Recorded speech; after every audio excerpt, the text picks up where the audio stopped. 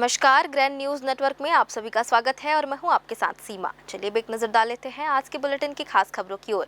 खबरों में आगे बढ़ने से पहले एक नजर आज की हेडलाइंस पर।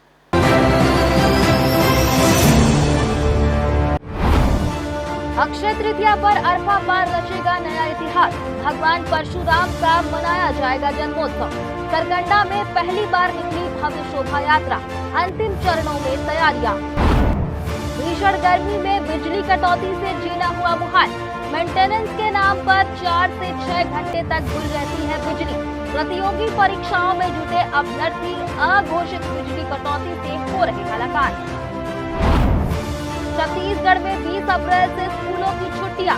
भीषण गर्मी को देखते हुए विष्णुदेव सरकार ने समय से पहले घोषित कर दी ग्रीष्मकालीन अवकाश। तपती धूप में परेशान हो रहे थे नौनिहाल।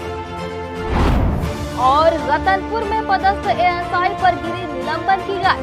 फरियादी से गाली गलौज कर जड़े थे 20 थप्पड़। पीड़ित की गुहार पर एसएसपी ने लिया संज्ञान। एएसआई के खिलाफ दर्ज की गई एफआईआर। ये थी हेडलाइंस और अब खबरें विस्तार से। राजधानी बिलासपुर का सरकंडा क्षेत्र इस वर्ष एक ऐतिहासिक पल का गवाह बनने जा रहा है।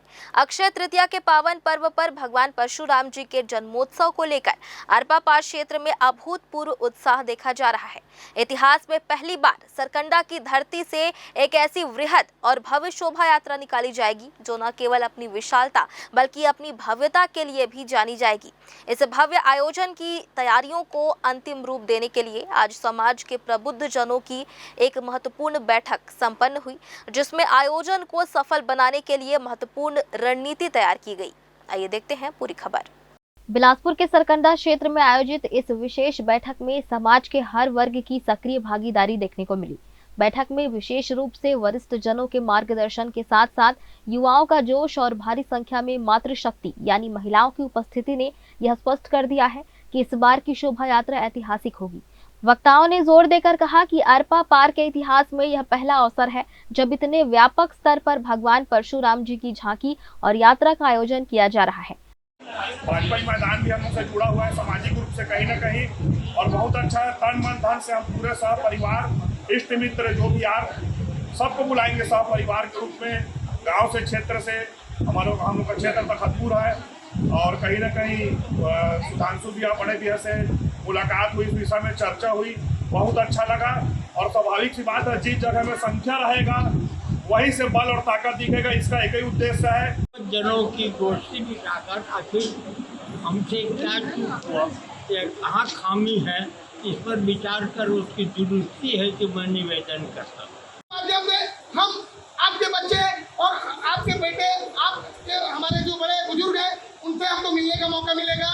और इस बैठक के माध्यम से मैं ये भी बोलना चाहूँगा, जो समाज के गतिविधियों से वंचित है उन युवाओं को भी, उन आदरणीयों को भी, उन बड़े भाइयों को भी मैं इस समाज की मुख्य धारा में लाने का कार्य करना चाहता हूँ, जो आपके आशीर्वाद से संभव है।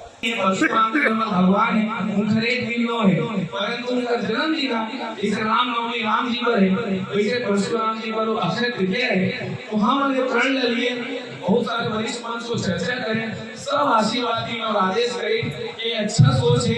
एक शोभा यात्रा यदि अक्षय तृतीया के निकलत है और बात पर निकलत है तो ये हो कि कम से कम यह ले रोधी पारा, शिव घाट, देहान पारा, माता चौरा, लंबोदर नगर, नूतन कॉलोनी, एसीसीएल, बंगाली पारा, कपिल नगर, यहाँ ले जात श्री विहार ले जात रोधी जोरा पारा, बनवा पारा, सतरंगिया मंदिर, बलिहारी चौक ले जात राजकिशोर के दिन हम विप्र जन ये बहुत बड़े संख्या में होती नहीं जा पा वो तन मन धन से वहाँ शामिल हो सका है। जहाँ पे भजन संध्या होगी, सत्संग होंगे और प्रवचन होगा, वहाँ पे भोजन प्रसाद की भी व्यवस्था की गई है। और सबसे बड़ी बात ये कि भगवान परशुराम जी के पास से जो ध्वज लेके आएंगे वो श्री राम जी के कलश में जाकर के वो श्री राम मंदिर पे लगेगी। तो ये बहुत ही अच्छी सोच के साथ हम चालू कर रहे हैं, जिसमें पूरे भक्तिमय वातावरण के साथ हम सभी को शामिल हो।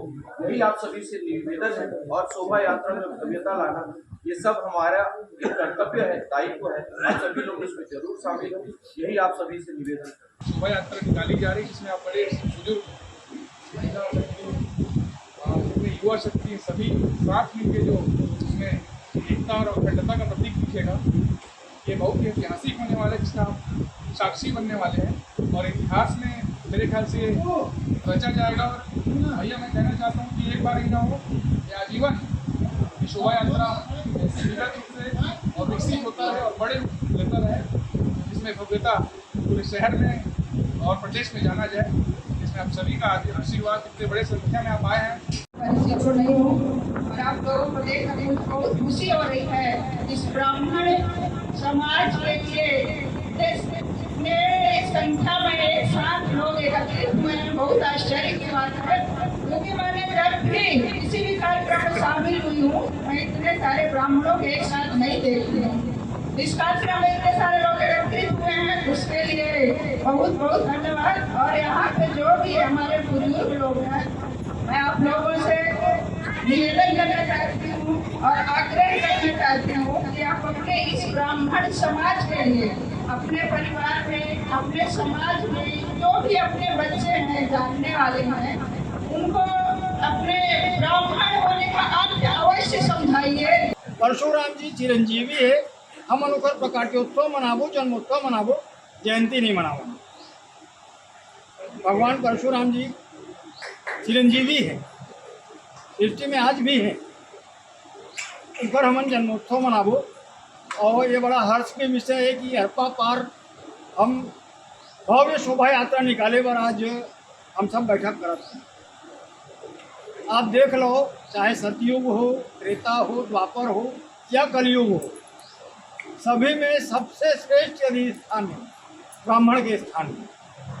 ब्राह्मण सदैव अगुआ ही रहे, ब्राह्मण कभी कखरो पीछे नहीं चले, ब्राह्मण के अनुसार सृष्टि चले, सृष्टि के अनुसार ब्राह्मण नहीं चले। आज हम लोग यही प्रयास करें की आवश्यकता है कि हम अपन ब्राह्मणत्व को जगा के रखें। ब्राह्मण के पास शक्ति है, मंत्र के शक्ति है, मंत्र के शक्ति से देवता मंत्र के अधीन है, ब्राह्मण के पास मंत्र के शक्ति है। आप अपन ब्राह्मणत्व को जगाए रखो।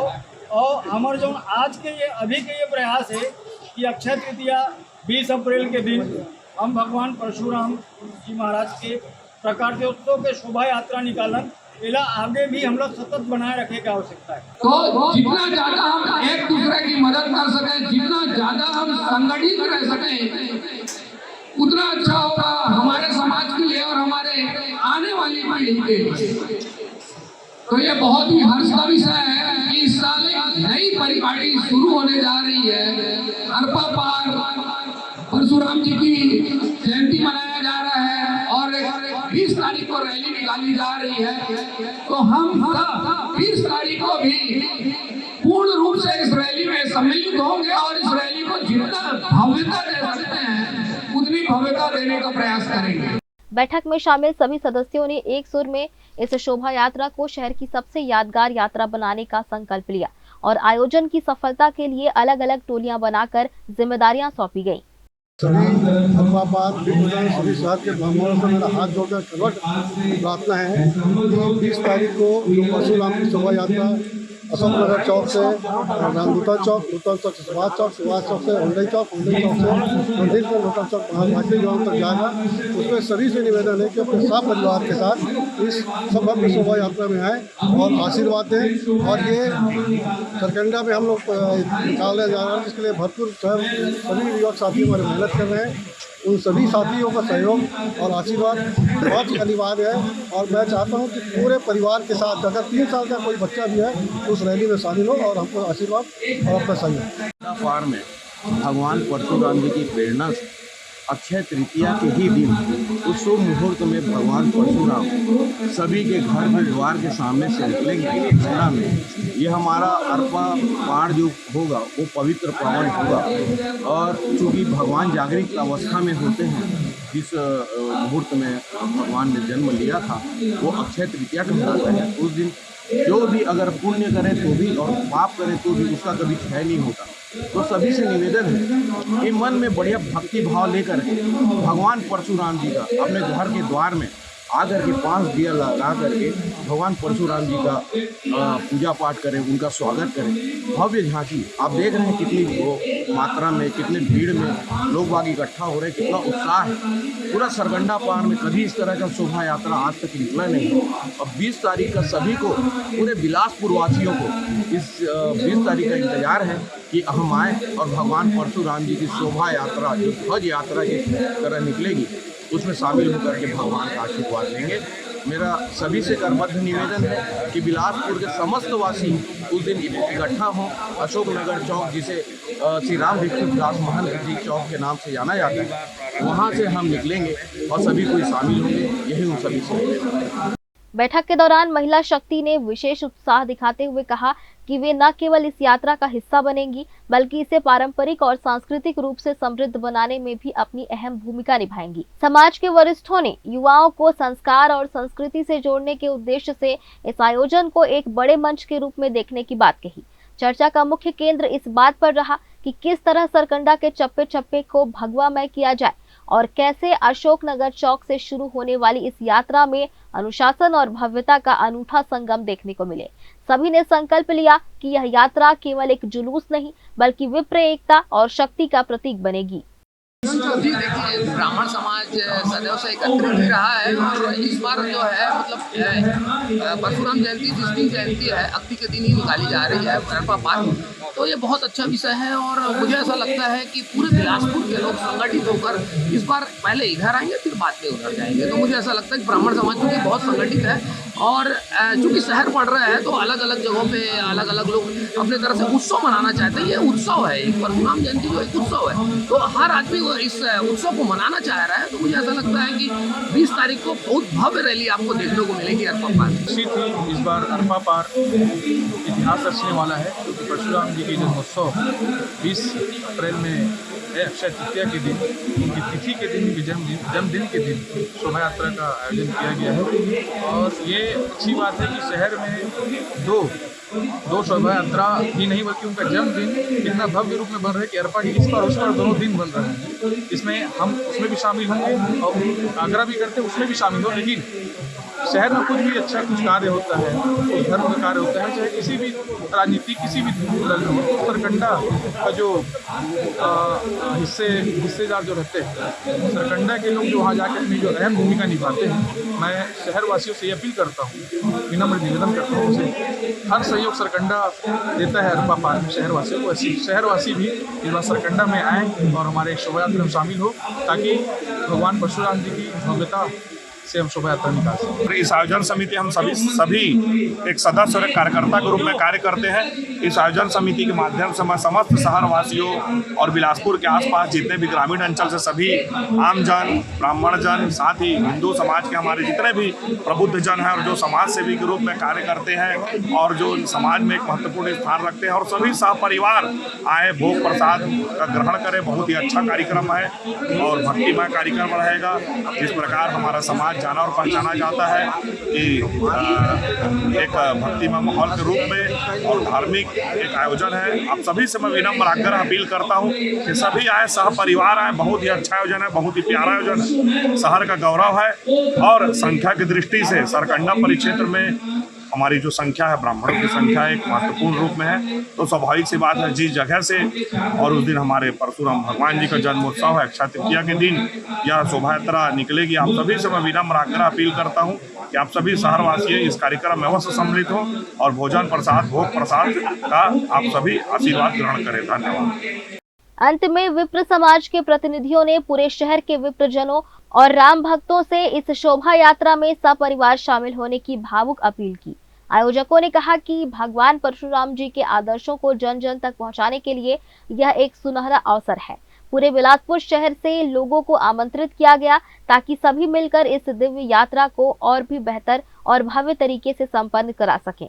बैठक के समापन पर जय परशुराम के उद्घोष से पूरा परिसर गूंज उठा, जिससे यह साफ जाहिर होता है कि सरकंडा क्षेत्र इस बार इतिहास रचने के लिए पूरी तरह तैयार है और इस भव्य आयोजन का गवाह बनने के लिए समूचा शहर उत्सुक है। ग्रैंड न्यूज के लिए कैमरामैन राकेश खरे के साथ पिंटू दुबे की रिपोर्ट। बिलासपुर हाई कोर्ट ने बेमेतरा जिले के ग्राम आधार स्थित शंकर मूर्ति मंदिर की संपत्ति और उसके प्रबंधन से जुड़े एक गंभीर विवाद में महत्वपूर्ण निर्देश जारी किए हैं। मामला याचिकाकर्ता राम कुमार शुक्ला द्वारा दायर किया गया था, जिनका दावा है कि यह एक निजी मंदिर है जिसका निर्माण उनके पूर्वजों ने कराया था और इसका प्रबंधन सदैव उनके परिवार के पास रहा है। विवाद तब शुरू हुआ जब 2014 के एक आदेश के माध्यम से राजस्व रिकॉर्ड में कलेक्टर का नाम प्रबंधक के रूप में जोड़ दिया गया, जिसे याचिकाकर्ता ने अवैध और अपने अधिकारों का उल्लंघन बताते हुए चुनौती दी।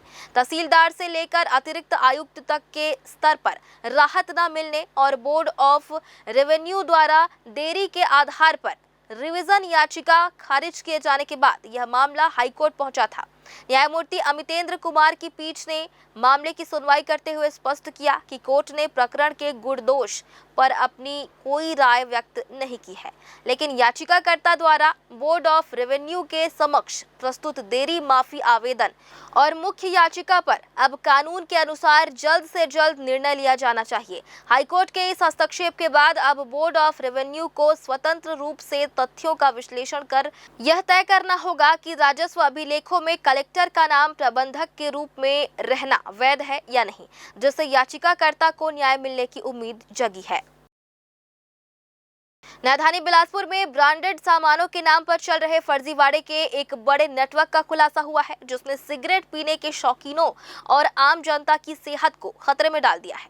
मामला सिविल लाइन थाना क्षेत्र का है, जहां इंडियन टोबैको कंपनी की शिकायत पर पुलिस और कंपनी के अधिकारियों ने संयुक्त रूप से बड़ी कार्रवाई को अंजाम दिया। दरअसल कंपनी को काफी समय से सूचना मिल रही थी कि शहर में गोल्ड फ्लैग जैसी नामी ब्रांड की आड़ में नकली सिगरेट बेची जा रही है।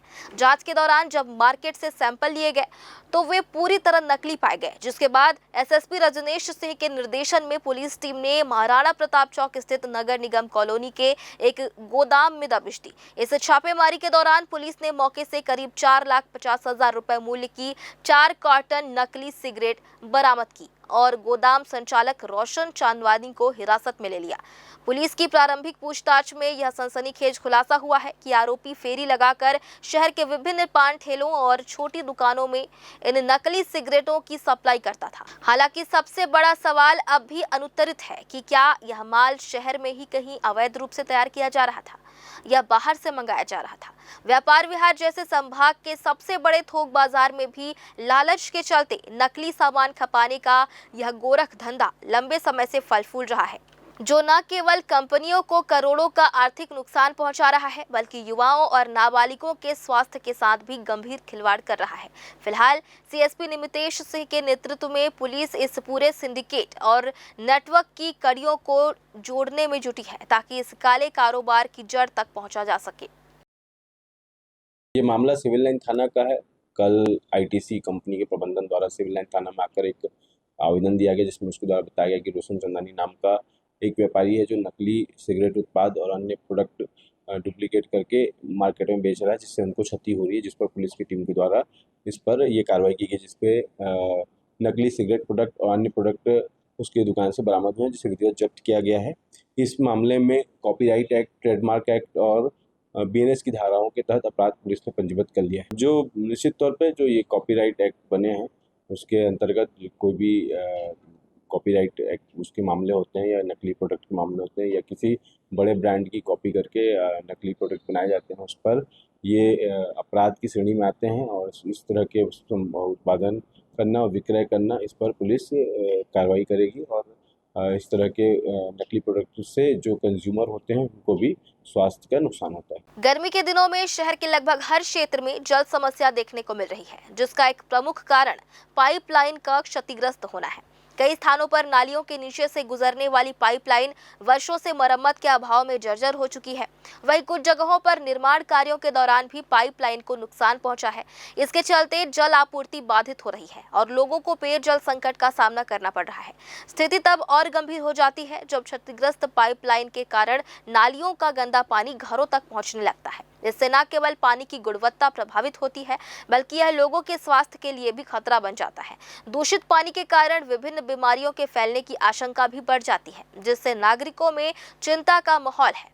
इस मामले में नगर निगम आयुक्त प्रकाश सर्वे ने जानकारी देते हुए बताया कि समस्या के समाधान के लिए कार्य योजना तैयार की गई है। सभी जोन कमिश्नरों की बैठक लेकर आवश्यक निर्देश दिए गए हैं, जिसमें विशेष रूप से जल विभाग को प्राथमिकता के आधार पर कार्य करने को कहा गया है। उन्होंने बताया कि जिन जिन वार्डों से पाइपलाइन क्षतिग्रस्त होने की सूचना मिल रही है, वहां तत्काल मरम्मत और सुधार कार्य किए जा रहे हैं। नगर निगम द्वारा समस्या के त्वरित निराकरण के लिए लगातार निगरानी की जा रही है, ताकि नागरिकों को जल्द से जल्द स्वच्छ और नियमित पेयजल उपलब्ध कराया जा सके। इसका हम लोग कार्य योजना पहले 1 महीने पहले ही सभी जोन कमिश्नर्स को मीटिंग लेकर के हमने निश्चित किया है। इसमें वाटर डिपार्टमेंट के ही काम कर रहे हैं और जिस जिस वार्डों से हमको या जिस जोन से ऐसा पाइपलाइन क्षतिग्रस्त की सूचना मिल रही है, जो पानी के नाली के नीचे जो पाइपलाइन गई है, तत्काल रूप से संधारण कर उसको रिप्लेसमेंट देकर। और फिलहाल वक्त हो चला है छोटे से ब्रेक का। ब्रेक के बाद भी खबरें जारी रहेंगी। बने रहिए ग्रैंड न्यूज नेटवर्क के साथ। जयजया प्राइवेट ITI NCVT से मान्यता प्राप्त एंड ISO सर्टिफाइड 10वीं पास विद्यार्थियों के लिए 2 year electrician course, OPA 1 year course, computer operating and programming assistant course, best classroom facility, admissions open. Jayjaya private ITI, Riverview colony, Koni, Bilaspur, Chhattisgarh.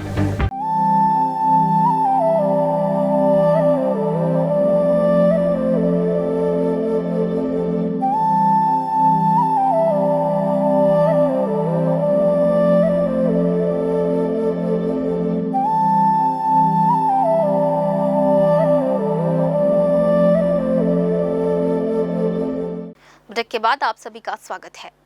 भीषण गर्मी के इस दौर में लगातार हो रही विद्युत कटौती से शहर के नागरिकों की परेशानियां बढ़ती जा रही है। मेंटेनेंस के नाम पर रोजाना 4 से 6 घंटे तक बिजली बंद की जा रही है। वहीं 24 घंटे के भीतर कई बार अघोषित कटौती भी हो रही है। इससे खासकर वरिष्ठ नागरिकों, महिलाओं और छोटे बच्चों को भारी दिक्कतों का सामना करना पड़ रहा है। स्थिति और गंभीर तब हो जाती है जब यह कटौती छात्रों की पढ़ाई को प्रभावित कर रही है। वर्तमान समय में नीट, PET, प्री-बीएड सहित विभिन्न प्रतियोगी और विशेष परीक्षाओं की तैयारी चल रही है, लेकिन बिजली न होने के कारण छात्र छात्राएं अपना अध्ययन पूरा नहीं कर पा रहे हैं। लगातार शिकायतों के बावजूद विभाग की ओर से कोई ठोस सुधार नहीं दिख रहा है। नागरिकों ने चेतावनी दी है कि यदि जल्द ही विद्युत व्यवस्था में सुधार नहीं किया गया, ट्रांसफार्मरों की मरम्मत समय पर नहीं हुई और खुले तारों व उपकरणों को व्यवस्थित नहीं किया गया, तो वे आंदोलन के लिए बाध्य होंगे। खपरगंज, मसानगंज, तेलीपारा, मगरपारा, तालापारा, गजेंद्र नगर और जूनी लाइन के लोग इस समस्या से खासे प्रभावित हैं। क्या है, गर्मी का दिन है, गर्मी चालू हो गया है और पब्लिक छोटे छोटे समस्या के लिए, जैसे ग्रिप उड़ जा रहा है, डीए उड़ जा रहा है, उसके लिए 2-2 घंटा 3-3 घंटा वेट करना पड़ जा रहा है। उसी चीज़ को लेकर के अभी शुरुआत में अधिकारी से मिले हैं कि इस तरह की समस्या को के लिए आप अभी से तैयारी करिए, क्योंकि आने वाले समय में गर्मी और बढ़ेगा। तो कम से कम ये जो छोटा छोटा प्रॉब्लम सब होता है, डीओ गिर गया है या कहीं पे कुछ छोटा छोटा प्रॉब्लम हो रहा है, तो उसको कम से कम जितना जल्दी हो सके उसको ठीक किया जाए, जिससे लोगों को समस्या ना हो। मेंटेन के नाम पे 6 घंटा 8 घंटा लगातार बिजली कटौती की जा रही है और मेंटेन ज़ीरो है। ट्रांसफार्मर सभी खुले हुए हैं, तार लटक रहे हैं और इससे आम जनता को परेशानी हो रही है। इसीलिए आज यहाँ पर हम लोगों ने ज्ञापन दिया है, शांतिपूर्वक अपनी बात रखी है। अगर हमारी मांग पूरी नहीं होती, क्योंकि लगातार बच्चों को, बुजुर्गों को तकलीफ हो रही है और कुछ लोगों के अभी पेपर बचे हुए हैं बच्चे के, उन लोगों को पढ़ाई में तकलीफ हो रही है। तो सभी चीज़ों को हमने बात यहाँ रखी है और अगर नहीं होता तो आम जनता के साथ, जनप्रतिनिधियों के साथ मिलकर हम यहाँ के नेहरू नगर जोन कार्यालय का घेराव करेंगे। अभी ब्लॉक कांग्रेस कमेटी शहर जो है अपने और उपनेता जो हैं अपने बघेल जी हैं और जो भी कश्यप जी आए, भरत कश्यप जी और बाकी जो भी पार्टी के लोग, उन्होंने कुछ अभी जो मेंटेनेंस के लिए गर्मी के लिए जो मेंटेनेंस कर रहे हैं अभी, उससे उन्होंने अपना थोड़ा सा आपत्ति दर्ज की है और कुछ जगहों पे टाउन में ढक्कन नहीं है या खुले हैं, जिस तरह से स्थिति है उसके लिए उन्होंने मेंटेनेंस के लिए अपना ज्ञापन दिया है और उस पर हम बिल्कुल विचार करेंगे और उसको सर्वे करा के जो भी उनकी समस्याएं उनको दूर करेंगे। बिजली कटौती तो होती, पहले भी नहीं होती रही, अभी भी नहीं होती है, क्योंकि मेंटेनेंस या कोई ब्रेकडाउन की कंडीशन में या हम कुछ निर्माण कार्य करते हैं उसके लिए बंद की जाती है। उसको बाकायदा सूचना दिया जाता है आम उपभोक्ताओं को, चाहे पेपर के माध्यम से या आप लोगों के माध्यम से, मीडिया के माध्यम से या फिर SMS के माध्यम से जाता है उनकी सूचना, क्योंकि अगर रजिस्टर्ड मोबाइल नंबर तो उन पर जरूर जाता है। ये हम सूचना देते हैं। नहीं, बिजली बंद, वही तो बोला ना कि अगर निर्माण कार्य के लिए बंद हो रहा है या मेंटेनेंस के लिए बंद हो रहा है तो उनके लिए बंद ही कहलाता है, तो वो अघोषित नहीं है वो चीजें। अगर कोई तकनीक क्यों होता है सर मेंटेनेंस, बिल्कुल। अरे हमको क्या, बरसात के पहले ऐसे जानते हैं कि बिजली कड़कती है या जो लाइटनिंग होती है, हवा तूफान चलता है, तो उसके पहले झाड़ ट्री कटिंग हो जाए। हमारी लाइनों पे जो सर्विसिंग करते हैं, ग्रीसिंग करते हैं, जम्पर जो रहता है, वो चीजें हम लोग मेन चीजें करके कभी दुरुस्ती कर, ताकि ज्यादा तकलीफ ना हो। ये चीजें उसके लिए हम लोग मेंटेनेंस कार्य करते हैं। प्रदेश में लगातार बढ़ रही भीषण गर्मी को देखते हुए मुख्यमंत्री ने 20 अप्रैल से स्कूलों में छुट्टी घोषित कर दी है। उन्होंने कहा कि पिछले कुछ दिनों से पालकों द्वारा लगातार मांग की जा रही थी कि तेज गर्मी के कारण बच्चों को स्कूल भेजना मुश्किल हो रहा है, ऐसे में स्कूलों में अवकाश घोषित किए जाए। मुख्यमंत्री ने पत्रकारों से चर्चा करते हुए इस निर्णय की जानकारी दी। उन्होंने बताया कि प्रदेश में तापमान लगातार बढ़ रहा है और बच्चों के स्वास्थ्य को ध्यान में रखते हुए यह फैसला लिया गया है। सरकार के निर्णय से विद्यार्थियों और पालकों को बड़ी राहत मिलेगी। गर्मी के कारण स्कूल जाने वाले छोटे बच्चों को परेशानी का सामना करना पड़ रहा था। अब 20 अप्रैल से स्कूलों में अवकाश शुरू होने से बच्चों को गर्मी से राहत मिलेगी। सरकार जल्द ही इस संबंध में औपचारिक आदेश भी जारी कर सकती है। सीएम साहब, प्रदेश भर में निजी स्कूलों की मनमानी देखी जा रही है, अभिभावक काफी परेशान है, इसके लिए किस तरह की पहल करेगी सरकार? देखिए, कोई मनमानी किसी की प्रदेश में चलने नहीं दी जाएगी। कहीं भी अगर इस तरह की शिकायत है तो शिकायत सरकार के पास आए, निश्चित रूप से कठोर से कठोर कार्रवाई उनके ऊपर होगी। बिलासपुर जिले के रतनपुर थाने से खाकी को शर्मसार करने वाली एक बड़ी खबर सामने आई है, जहां इंसाफ की उम्मीद लेकर थाने पहुंचे एक फरियादी के साथ पुलिस के ही एक एएसआई ने न केवल गाली गलौज की बल्कि उसकी बेरहमी से पिटाई भी कर दी। एएसआई की इस दबंगई का खामियाजा अब उसे भुगतना पड़ा है। मामले की गंभीरता को देखते हुए एसएसपी रजनीश सिंह ने कड़ा रुख अपनाते हुए आरोपी एएसआई को तत्काल प्रभाव से निलंबित कर दिया है। इतना ही नहीं, विभाग ने सख्त संदेश देते हुए आरोपी पुलिसकर्मी के खिलाफ उसी थाने में एफआईआर भी दर्ज कर ली है जहां वो तैनात था। आइए देखते हैं आखिर क्या था यह पूरा मामला। घटना 12 अप्रैल की है, जब रतनपुर के बनियापारा निवासी विनोद जायसवाल अपने एक पुराने केस की जांच रिपोर्ट और प्रगति की जानकारी लेने के लिए थाने पहुंचे थे। दोपहर के वक्त जब उनकी मुलाकात एएसआई दिनेश तिवारी से हुई और उन्होंने अपना पक्ष रखते हुए रिपोर्ट कोर्ट में पेश करने की बात कही तो एएसआई अचानक भड़क उठा। आरोप है कि एएसआई दिनेश तिवारी ने अपना मानसिक संतुलन खोते हुए फरियादी विनोद जायसवाल को मां बहन की भद्दी गालियां दी और देखते ही देखते उन्हें 15 से 20 थप्पड़ जड़ दिए। इस दौरान एएसआई ने सरेआम धमकी दी कि वह उनकी नेतागिरी निकाल देगा और उसे जेल भिजवा देगा। मारपीट की यह घटना थाने के भीतर मौजूद अन्य पुलिस कर्मियों के सामने हुई, जिससे पुलिस की कार्यप्रणाली पर गंभीर सवालिया निशान खड़े हो गए हैं। पीड़ित का दावा है कि मारपीट इतनी जोरदार थी कि उनके कान सुन्न हो गए हैं और उन्हें सिर में तेज दर्द के साथ सुनने में भी तकलीफ हो रही है।